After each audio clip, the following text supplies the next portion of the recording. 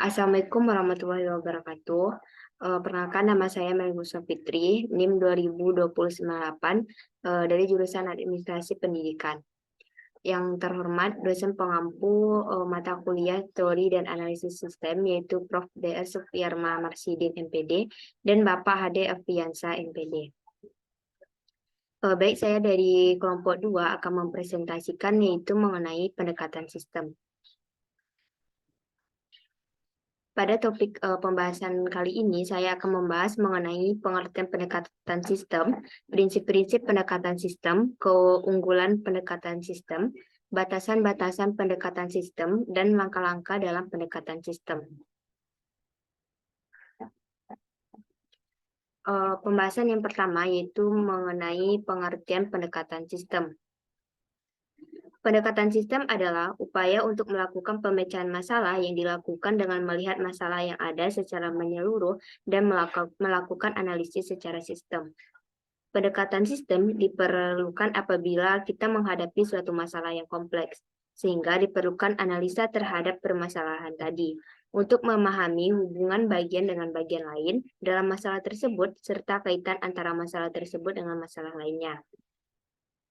Dalam buku Iswandi tentang pendekatan sistem dalam ilmu sosial, teknik, dan lingkungan, dijelaskan bahwa pendekatan sistem telah digunakan manusia untuk menyelidiki dan menjelaskan kompleksitas dalam suatu lingkungan dinamis yang saling berhubungan dan mengorganisasi tindakan dalam rangka transformasi menuju keadaan lebih baik seperti yang diinginkan.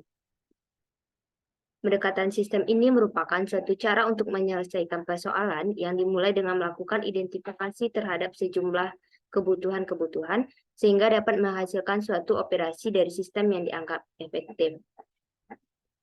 Lalu menurut Marimin dan Nurul pada tahun 2013 juga menambahkan bahwa pada dasarnya pendekatan sistem merupakan penerapan sistem ilmiah dalam manajemen. Dengan cara ini dapat diketahui faktor-faktor yang mempengaruhi perilaku dan keberhasilan suatu organisasi atau sistem. Metode ilmiah dapat menghindarkan manajemen pengambilan kesimpulan-kesimpulan yang sederhana dan sistematis yang searah dari suatu masalah yang disebabkan oleh penyebab tunggal. Pendekatan sistem ini pada umumnya ditandai oleh dua hal, yaitu mencari semua faktor penting yang ada dalam mendapatkan solusi yang baik untuk menyelesaikan masalah dan membuat suatu model kuantitatif untuk membantu keputusan secara rasional.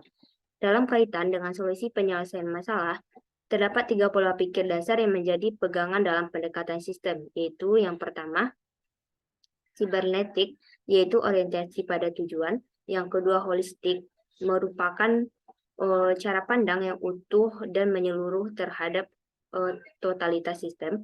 Yang ketiga, efektif, di mana suatu sistem harus mementingkan hasil guna. Dan yang terakhir yaitu operasional, serta dapat dilaksanakan bukan sekedar pendalaman teoritis. Selanjutnya, pembahasan materi yang kedua yaitu mengenai prinsip pendekatan sistem. Di sini terdapat 3 prinsip pendekatan sistem. Yang pertama yaitu holistik, yang mana holistik ini menentukan faktor-faktor pembentuk sistem secara keseluruhan. Keseluruhan melebihi jumlah bagian penyusun sinergi atau kombinasi tidak asalan. Yang ketiga, peninjauan lengkap elemen dan relasi. Yang ketiga, sesuai untuk pendekatan makro. Prinsip yang kedua yaitu teleologik. Teleologik ini yaitu pendekatan berorientasi tujuan, di mana dan kemana, fungsionalisasi elemen dan atribut.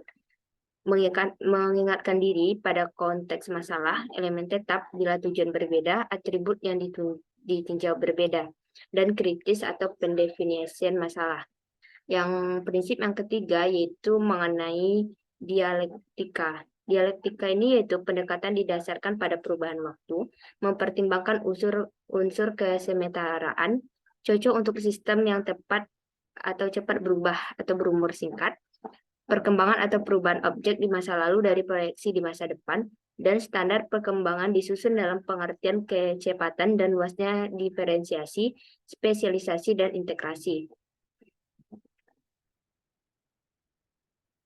Selanjutnya yaitu mengenai keunggulan pendekatan sistem.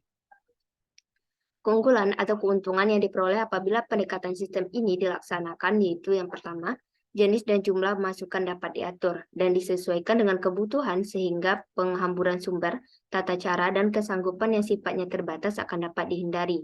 Keunggulan yang kedua yaitu proses yang dilaksanakan dapat diarahkan untuk mencapai keluaran sehingga dapat dihindari pelaksanaan kegiatan yang tidak diperlukan.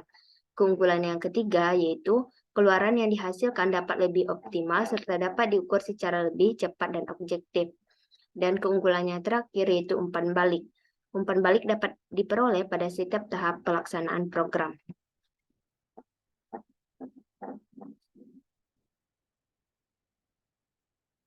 Pembahasan selanjutnya yaitu mengenai batasan-batasan dalam pendekatan sistem.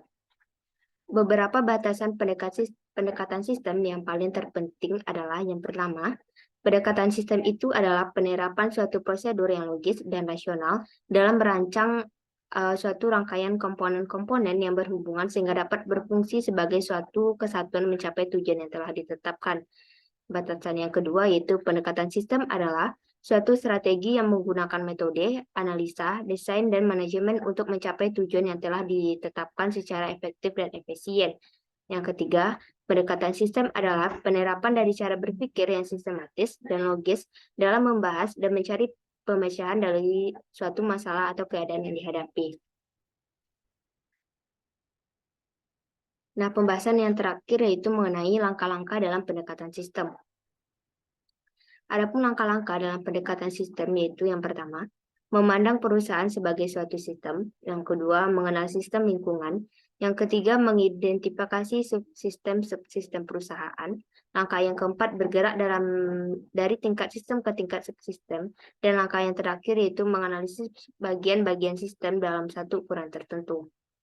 Setiap bagian dari sistem dianalisis secara berurutan, di mana dalam poin ini terbagi menjadi 7 elemen, yaitu yang pertama mengevaluasi standar, yang kedua membandingkan output sistem dengan standar, yang ketiga mengevaluasi manajemen, yang keempat mengevaluasi input dan sumber daya input, yang kelima mengevaluasi proses transformasi, dan yang keenam mengevaluasi sumber daya output.